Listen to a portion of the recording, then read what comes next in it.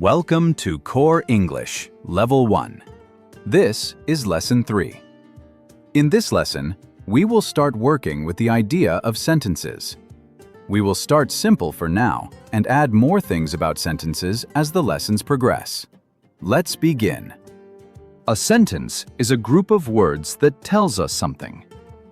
It starts with a big uppercase letter and ends with a full stop. Let's look at an example.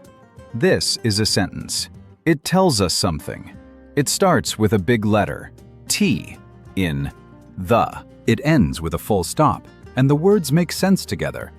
These are the same words, but this is not a sentence. The words do not make sense in this order. This is a sentence. It tells us something. It starts with a big letter, I.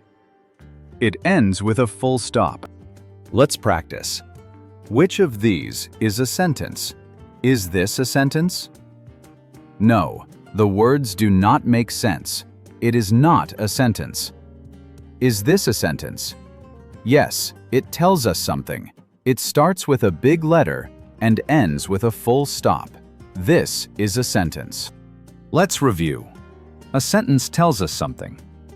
It starts with a big letter. It ends with a full stop. The words must make sense together. Well done!